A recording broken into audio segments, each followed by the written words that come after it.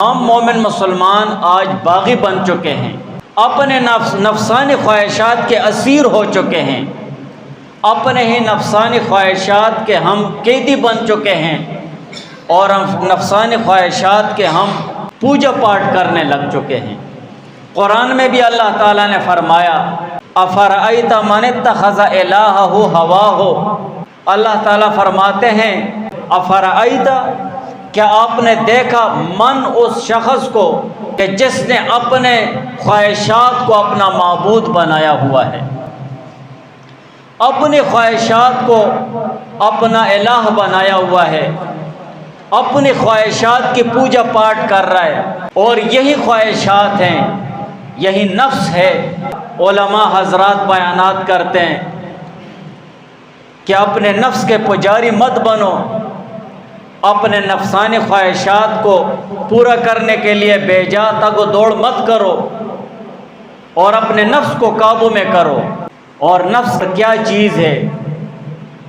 علماء حضرات فرماتے ہیں نفس کہتے ہیں خواہشات طبعیہ غیر شرعیہ، وہ خواہشات طبعی جو غیر شرعی ہیں اس کو نفس کہتے ہیں۔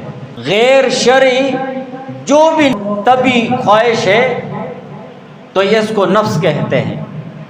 مثال کے طور پر زنا یہ غیر شرعی خواہش ہے۔ ایک مومن مسلمان کے دل و دماغ میں یہ وسوسہ پیدا ہو گیا کہ میں زنا کروں، اور شیطان وسوسہ ڈال رہا ہے کہ زنا کرو۔ اب اسی زنا کو پورا کرنے کے لیے جو یہ غیر شرعی خواہش ہے اور طبعی خواہش ہے، اس لیے انسان کی طبیعت چاہ رہی ہے، اب اس کے لیے تگ و دوڑ کرنا اور اپنی ناجائز خواہش پوری کرنا یہ نفس کی تابعداری ہے۔ خواہشات طبعیہ غیر شرعیہ۔ تو صوفیاء حضرات بھی فرماتے ہیں جس وقت آپ کی طبیعت کسی خواہش کی طرف مائل ہو جائے اور وہ غیر شرعی خواہش ہے، غیر شرعی چیز ہے اور غیر شرعی عمل ہے، تو اس وقت اپنے دل و دماغ کو درست کرو، اس وقت اپنے ہوش سنبھالو، اور یہ کہو کہ یہ تو اللہ تعالیٰ کی طرف سے حرام کردہ ہے، یہ تو حضور علیہ السلام نے اس چیز سے منع فرمایا ہے،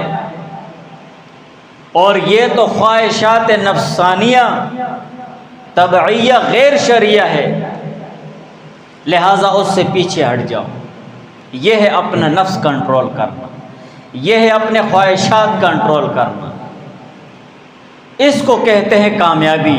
حضور علیہ السلام نے فرمایا الکیس من دان نفسہ، عقل مند انسان وہ ہے من دان نفسہ، جس نے اپنے نفس کو اللہ تعالیٰ کی رضا میں اور اللہ تعالیٰ کی رضا کے حاصل کیے جانے والے اعمال میں خرچ کر دیا ہے، اپنے خواہشات کو اللہ تعالیٰ کی مرضی کے مطابق کر دیا ہے۔ وَعَمِلَ لِمَا بَعْدَ الْمَوْتِ، اور موت کے بعد جو کچھ آنے والا ہے اس کے لیے عمل کرنے میں لگ جائے، یہ عقل مند انسان ہے، یہ ہوشیار ہے۔ وَالْعَاجِزُ مَنْ أَتْبَعَ نَفْسَهُ هَوَاهَا وَتَمَنَّى عَلَى اللَّهِ، اور عاجز، ناتوا اور بے وقوف شخص وہ ہے من اتبع نفسه هواها، جو اپنی خواہشات نفسانیہ کے پیچھے لگ گیا ہے، اپنی ناجائز حرام ان خواہشات کو پورا کرنے میں لگ گیا ہے جس سے اللہ اور اس کے رسول نے منع فرمایا ہے۔ وَتَمَنَّى عَلَى اللَّهِ، اور اپنی ناجائز خواہشات پوری کرنے میں بھی لگ گیا ہے، اور پھر اللہ تعالیٰ سے امید لگا کر بیٹھ جاتا ہے کہ اللہ تعالیٰ مجھے بخش دے گا۔ وَتَمَنَّى عَلَى اللَّهِ، کہ اللہ تعالیٰ غفور الرحیم ہے، مجھے معاف کر دے گا، یہ دھوکہ ہے۔ قرآن میں اللہ تعالیٰ نے فرمایا کہ یہ شیطان تمہیں اللہ تعالیٰ کے بارے میں دھوکے میں نہ ڈالے۔ سعید بن جبیر رحمہ اللہ تعالیٰ فرماتے ہیں کہ اللہ تعالیٰ کے متعلق دھوکے میں ڈالنا کیا ہے؟ اللہ تعالیٰ کے متعلق دھوکے میں ڈالنا یہ ہے کہ تم گناہ کرتے رہو اور یہ کہتے رہو کہ اللہ تعالیٰ مجھے بخش دے گا، تو قرآن میں اللہ تعالیٰ نے فرمایا افرأیت من اتخذ الہہ ہواہ، کیا آپ نے اس شخص کو دیکھا جس نے اپنے خواہشات کو اپنا معبود بنایا ہے؟ قرآن پاک میں اللہ تعالیٰ نے خواہشات نفسانیہ کو معبود قرار دے دیا ہے۔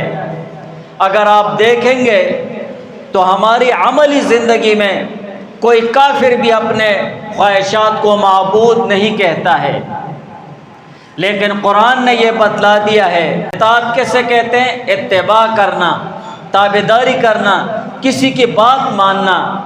جب ایک شخص، ایک مومن مسلمان اپنے نفسانی خواہشات کے پیچھے لگ جاتا ہے، جائز اور ناجائز کی تمیز چھوڑ دیتا ہے، حرام اور حلال کی تمیز چھوڑ دیتا ہے، اور اچھے اور برے کی تمیز چھوڑ دیتا ہے، اور ان چیزوں کے پیچھے لگ جاتا ہے جو اللہ تعالیٰ نے حرام قرار دی ہیں، ان چیزوں کو حاصل کرنے میں لگ جاتا ہے جس سے حضور علیہ السلام نے منع فرمایا ہے، تو یہ اپنے نفسانی خواہشات کی اطاعت کرنا ہے، یہ اپنے نفسانی خواہشات کی پوجا کرنا ہے، یہ اپنے نفسانی خواہشات کی پرستش کرنا ہے۔ اسی وجہ سے قرآن میں اللہ تعالیٰ نے فرما دیا کہ جس نے اپنے نفسانی خواہشات کو معبود بنایا ہے۔ اور ابن عباس رضی اللہ تعالیٰ عنہ فرماتے ہیں کہ جو شخص اپنے نفسانی خواہشات کے پیچھے لگ جاتا ہے تو یہ بھی ایک قسم کی بت پرستی ہے۔ حضور علیہ السلام نے فرمایا زیر آسمان، آسمان کے نیچے جتنے بھی معبودوں کو پوجا جاتا ہے، جتنے بھی معبودوں کی پرستش اور پوجا پاٹ کی جاتی ہے، ان تمام معبودوں میں سب سے بدترین معبود وہ خواہشات ہے، نفسانی خواہشات ہیں۔ نفسانی خواہشات غیر شرعیہ، ان کی جو پوجا پاٹ کی جاتی ہے تو یہ سب سے بدترین معبود ہے۔ آج ہم ہر مومن مسلمان اپنے گریبان میں دیکھیں کہ ہم کیسے اللہ تعالیٰ کے احکامات کو ضائع کر رہے ہیں، اور اس کے ساتھ ساتھ اپنی جائز خواہشات پورے کرنے کے لیے بھی ہم اللہ تعالیٰ کے احکامات اور حضور علیہ السلام کے طور طریقوں کو چھوڑ رہے ہیں۔ اس کا بھی تو اللہ تعالیٰ نے حکم نہیں دیا اس طریقے سے اپنی خواہشات پوری کرنے کے لیے۔ طلب و کسب الحلال فریضۃ بعد الفریضۃ، حضور علیہ السلام نے فرمایا حلال کمائی کرنا فریضۃ، یہ فرض ہے، بعد الفریضۃ، لیکن اللہ تعالیٰ کے احکامات پورے کرنے کے بعد، اللہ تعالیٰ کا حکم پورے کرنے کے بعد